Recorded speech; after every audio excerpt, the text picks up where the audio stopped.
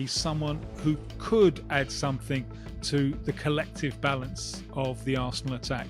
It's a long shot, but it might just work. Perfect for the Premier League because he is your classic number 9. The risk of upset is small, and the benefits of having him around, I think, would greatly outweigh that.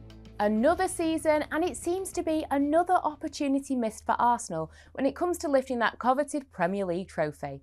It was always going to be a huge task for the Gunners to overtake Liverpool in the league table, but as each game goes by, Mikel Arteta's title mission moves further off course. After the 0-0 draw at Nottingham Forest, the gap with Liverpool stretched to 13 points. The London side have failed to score in 3 of their past 4 matches. Gabriel Jesus and Kai Havertz are ruled out for the rest of the season. Bukayo Saka and Gabriel Martinelli are not expected back until April, if they're lucky. And Mikel Merino's stint as a goal scorer is proving to be a flash in the pan. Things aren't looking good. Despite Mikel Arteta himself insisting he will give up on the title race over his dead body, he admitted that after the Forest match that he knows they are desperately in need of reinforcements in front of goal, especially with the Champions League meeting with PSV on the horizon.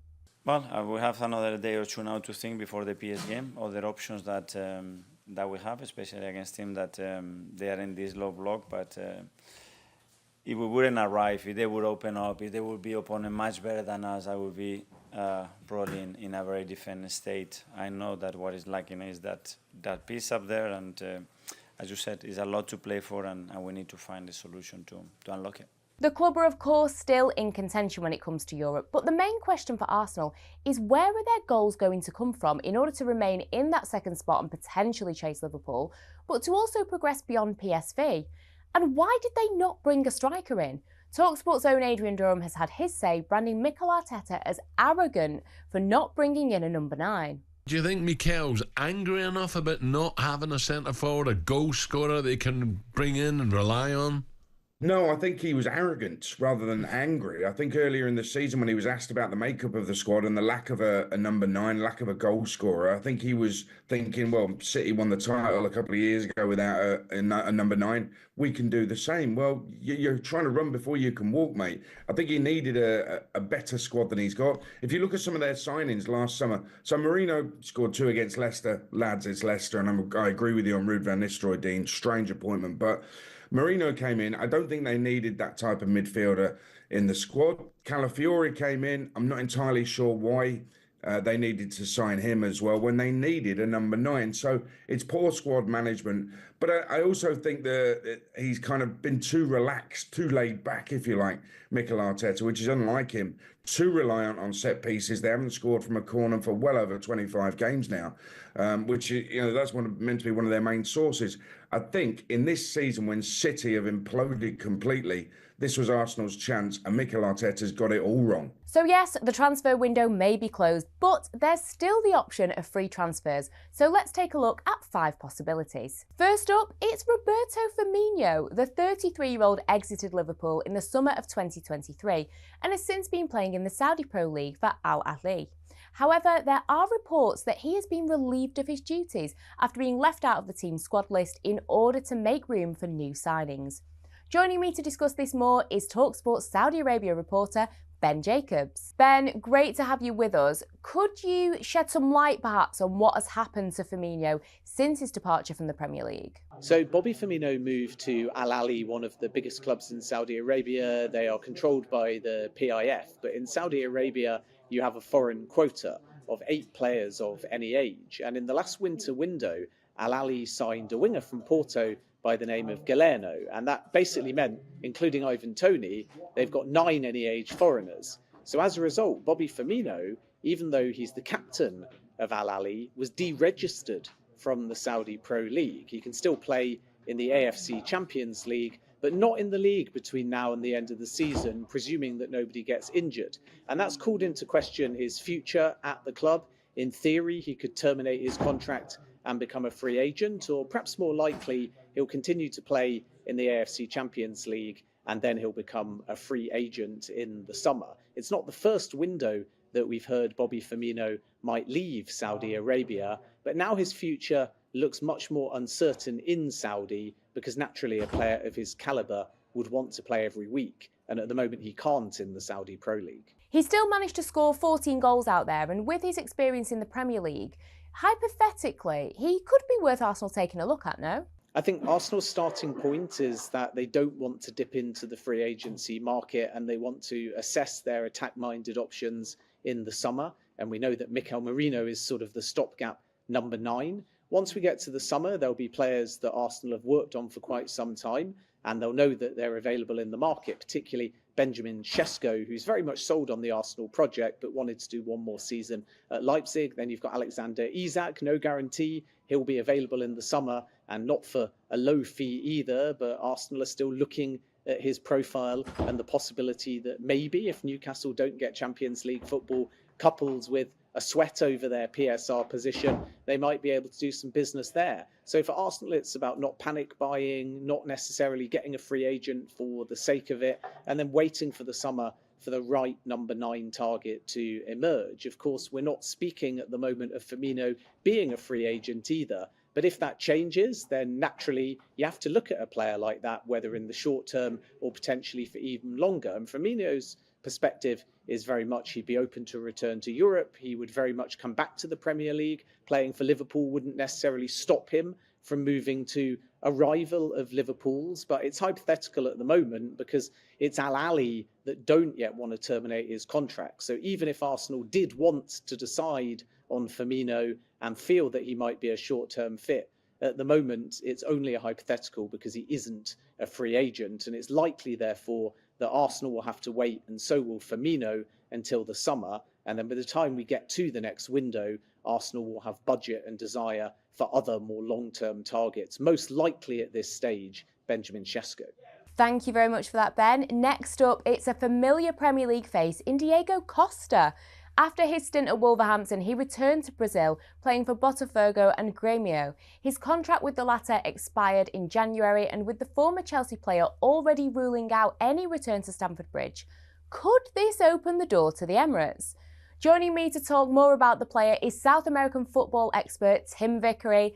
Tim, thank you so much for joining me. Now, there were reports back in September that Costa was sent off for fighting in a B-Team Cup match consisting mostly of under-20 players. He's still got that spark, shall we call it, hasn't he? But why did his contract end in Brazil? Because he's 36 and he wants a lot of money. His salary demands are high. I mean, he hasn't retired. There's no thought of retirement. Nearly moved to Spain. There was interest from Valladolid during the January transfer window. And there's been interest from a number of Brazilian clubs. And I understand that his priority in an ideal world would be to stay in Brazil. But he appears to have priced himself out of the market for many of them. I think based both on his age and also on the fact that he's been picking up injuries. And he didn't do badly at all in his last spell in Brazil last year with Grêmio. And the stats look all right. And he came up really big in one or two big games, but he wasn't fit enough for all of them. And so I think people have been reluctant to spend a lot of money on a 36-year-old with a recent suspect injury record. So he hasn't calmed down in his old age then? Well, that's if you take that away from him, then, you know, what's left? I love the story of when his first day at Chelsea, where he doesn't speak English. And I think he takes Fabregas as an interpreter, and he goes up to John Terry, who's the leader and captain of Chelsea. And he says to Terry, through his interpreter, he says, I'm going to get into a physical battle with the opposing centre-halves. And I'd like to know, if it all kicks off, can I rely on you?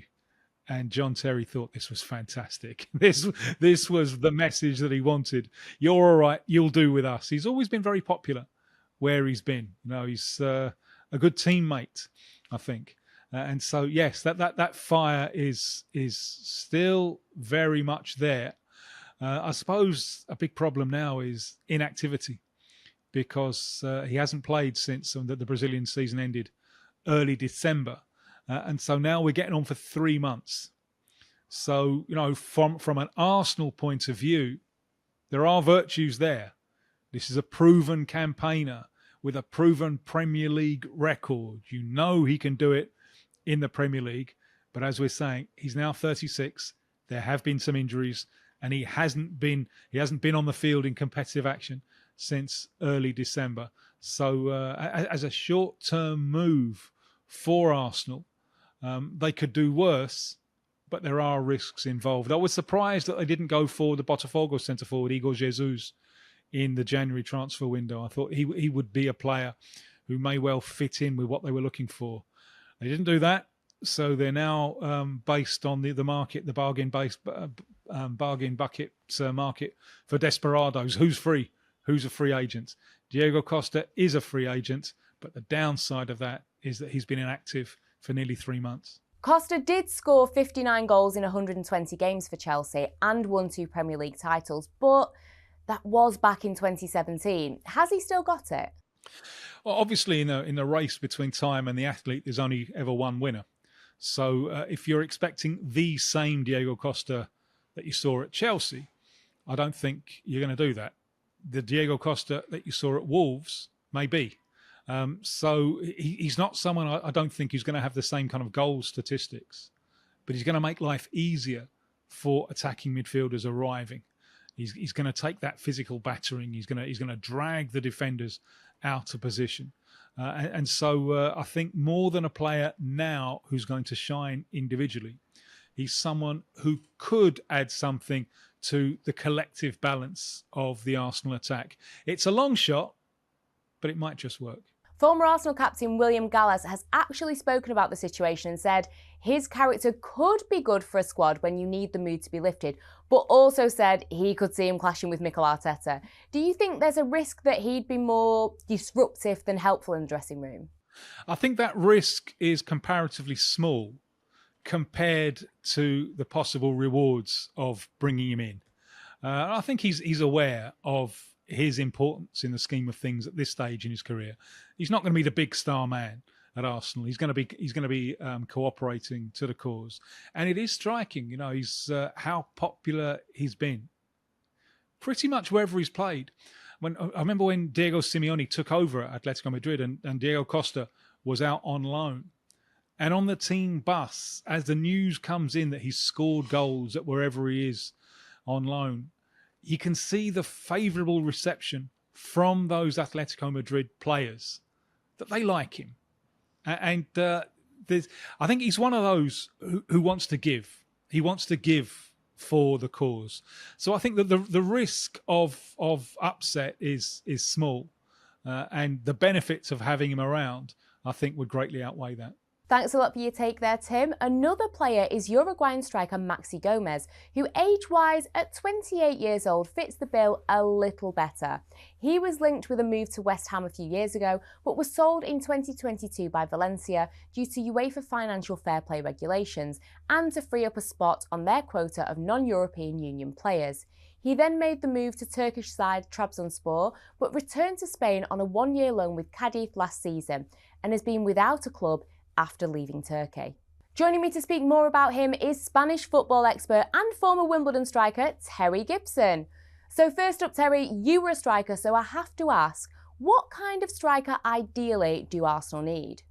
One that scores goals first and foremost. That is, I mean, we do refer to this. We talk about different types of strikers, but all strikers are judged on whether they score goals or not. So unless you are a regular goal scorer, you can't be classed as a striker. So over the years, we've seen a variation in different types of strikers and wingers. Wingers now play on the opposite side to the pitch. Teams don't often play with two up front. It's normally one.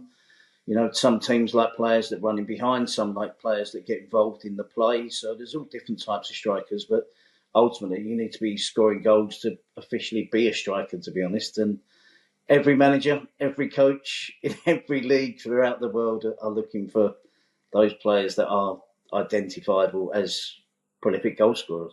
Going on to talk about Maxi Gomez, what can you tell us about the type of player that he is, or at least was in La Liga? What was the general opinion of him in Spain? Well, the early signs were fantastic, and one of a player that was going to go on to do great things in La Liga. He did play at Celta Vigo, that's where he initially came from Uruguay. And he made a really good impression. And it was no surprise when he got transferred to, at the time, a big club in Valencia. And there it sort of began to deteriorate. He did have a decent first season at the club. He is a big, strong centre forward. I always thought when he first came into La Liga was perfect for the Premier League because he is your classic number 9. You know, he's good at holding the ball up. He's good in the air. If you get good service to him, he should cause problems. But as the seasons have moved on and he's changed club to club, he hasn't become the finished article. And you look at his goal scoring record; it hasn't matched up to what we hoped we would see when we saw the early potential. But he's only 28 years of age. I mean, his last spell in Spanish football was last season at Cadiz, and at the time it was seen as for a team that were in a relegation battle, that going to be in a relegation battle, a good signing. But he never brought anything to Cadiz. They got relegated. I think he had over 30 appearances, not all of them as starters, far from it. And he didn't score a goal. And that was one of the big reasons why Cadiz got relegated, because they hoped he would be the player that would bring them goals. He didn't. They went down. And I was slightly surprised when I had to check to see where he was, what he was doing.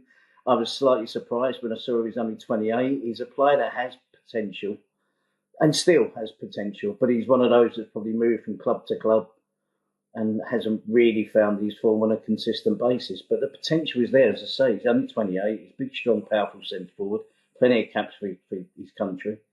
So he might be one that someone would take a chance on. Like you said, he is only 28. These should be your prime years. Do you think that in some capacity there is a player in there potentially? It's just about getting the right fit? Exactly. And I still think at the age of 28, if you can get crosses into him, he holds the ball up well. I've never seen anything easily identifiable in terms of he's not a good character. He works hard. His personality seems to be okay. He's just drifted around in the last few years and not been a regular. And I lost track of him when he went to Trabzonspor, but he came back to Cadiz. He didn't look the same player as he looked when he first started out in La Liga with Celta Vigo and then the early seasons at Valencia. And it was a little bit sad, to be honest, a bit disappointed, because when he was younger, he really thought he had the potential. So I was pleasantly surprised when I saw he was only 28. So there is time. If someone wants to work hard on a player, who I think has a decent attitude, has all the physical attributes, well over 6 foot tall, and he's quite dynamic. He's not, he's not just a head on a stick and you pump the ball up to him. No, he had the makings of a good player. So hopefully somewhere along the line, someone will take a chance on a 28-year-old that will pay. It depends on money. I mean, it depends. I'm sure there are clubs that will take Maxi Gomez. I mean, over the years, he's been linked with all the big clubs around Europe because everybody was looking for that big, strong, powerful centre forward that scores goals. So I'm slightly surprised at the age of 28, nobody's taken a chance on him, to be honest. Sticking with footballers who have played in La Liga, we've got former Real Madrid player Mariano Diaz. He made over 60 appearances for Los Blancos, but is without a club since leaving Sevilla in the summer. For those who aren't aware, he played at Real Madrid, then he left for Lyon, then he re-signed. What happened in that period? They had a buyback clause. He was a young player who made a really good impression. And he wasn't going to be first choice because other players were ahead of him. And they sold him, but had a buyback clause to Lyon, and he exploded in one season. I think he scored 21 goals for Lyon. And then other clubs around wanted to buy him. There was a buyout clause, but Real Madrid, because they had a buyback, they could get him far cheaper than anybody else. So I think the intention when they got him back was for him to be part of the squad and to play. But that never materialised. And then for over the 5 seasons, they tried to loan him out. Clubs wanted to sign him. He wasn't playing at Real Madrid, and he would leave. And it caused a problem between him and the club in the fact that he just dug his heels in. And it's Ancelotti and Zidane, who both had him as a player when they were managers of Real Madrid, got fed up with him. They made it as clear as they could that he wasn't going to be part of the first team. It would have been beneficial for him to go on loan, beneficial to sell him. And over that 5-year period, he just wasn't interested in being a professional footballer. He wanted to be associated with Real Madrid rather than go and play for Valencia, Seville, other clubs in England. He refused to talk to anybody about any other deal apart from staying at Real Madrid. And it kind of cheesed me off, and it cheesed off the people at Real Madrid. It cheesed off a lot of people that there was a player that should have been playing for someone and scoring 10, 15 goals a year in the Liga or the Premier League. And he just chose to stay and basically rot, and at Real Madrid never playing. So he's 31, so he's slightly different. He hasn't played again this season, and I think the attitude he showed, but he turned down a lot of clubs to stay at a place where he had no hope of playing. And it kind of smacked of someone that was prepared to sit there for the money, see the contract out, and this is the result of it now that he hasn't got a club. This was a player that was given the number 7 shirt. There must have been a certain, I mean, you laugh about it now, don't you? Because you talk about that decline and the rot. There must have been a certain level of expectation for him at Real Madrid. And also the front for him to take the number 7 after Ronaldo. I mean, good luck with that. And it caused a lot of controversy, to be honest, in Spain. Because he took the number 7. It's not just Ronaldo, there's other players over the years that have worn that number 7 shirt, and suddenly, I mean, expectations were high because when he came back from Lyon, you could see he's just under 6 foot, but he was quick, he worked hard, he was aggressive, he was a good finisher. So the expectations were high, but not that high. So I was really surprised. I presume it was just the number that was there, and he wanted it and got it, but it never worked out well. And you know, when he first came to Real Madrid, I didn't expect him to be a starter. In his second spell, I thought, you know, Benzema was still there. Benzema was still going to be the main striker. But I thought there was a possibility, because they play so many games, that he would be, you know, could be a good backup. But even when Benzema was missing, injured, they came up with different alternatives rather than using Mariano Diaz. And when it was clear that he had no future at Real Madrid in terms of playing, that's when he should have left. You know, because there were good clubs in the league, good clubs in the Premier League were asking me about him, willing to pay 15, 20 million pounds for him. But he wanted too much money. He had stipulations that he only wanted to go to certain clubs in the Premier League, and that was Champions League clubs. So at the time you were talking about Liverpool, United, Chelsea, Arsenal, just those clubs. He didn't want to speak to anybody else. He wasn't at that level. And he was quite happy to sit and just be a Real Madrid player without playing for 5 years. So that kind of attitude does affect further down the line. I mean, he ended up he got his contract finished. He went to Sevilla, played last season 13 appearances. Most of those would be off the bench. Didn't score a goal, and that was a 1-year contract. And that was his last club. So Sevilla were desperate for him when Real Madrid bought him back. And they probably thought he was still a player there, but when you haven't played for 5 years on a regular basis, then you're struggling to get back up to top form again. Like you say, he has got some front, hasn't he? And I would imagine that kind of behaviour would be something that would maybe clash with a manager like Mikel Arteta. Yeah, I think so. Yeah, I think so. And most managers, to be honest, I mean, the number 7 shirt, I don't think managers would be fussed about that. You know, fair play if you've got the confidence to take it after Ronaldo leaves the club. But I think that the fact that, you know, I understand some footballers might fancy their chances of staying at a club that are not wanted. If they think there might be a change in a manager, or you might do it for a season, you might even a season and a half. You might think, no, if you know he doesn't like me, but you know I want to still be a success at Real Madrid. But once it drags on and on and on, and you keep turning down clubs and you keep turning down offers, and you're a last resort to be on the bench, let alone come on the pitch, then, you know, most players, the attitude would be different. But he was content to earn more money at Real Madrid than anywhere else, but not play. And that's affected his long-term career. Well, who knows, after a bit of time without a club, maybe Diaz is feeling a little bit humbled and Arteta could be the right manager to get a tune out of him. And finally, it's a blast from the past in former Arsenal forward Carlos Vela. He began his career with Arsenal in 2005 and had basically been scoring for fun with Los Angeles FC in the MLS, with 78 goals to his name. The Mexican is now deep into his 30s, but perhaps a trip down memory lane for the next few months with a player who is already well acquainted with the club could prove to be a big boost for Arsenal. Sorry Arsenal fans, but any port in a storm, right? Let us know in the comments your thoughts on if Arsenal should bring in any of these players and who they should be bringing in permanently this summer to fix their striker issue. Thanks for joining me. Make sure that you subscribe for all the latest football news here on talkSPORT.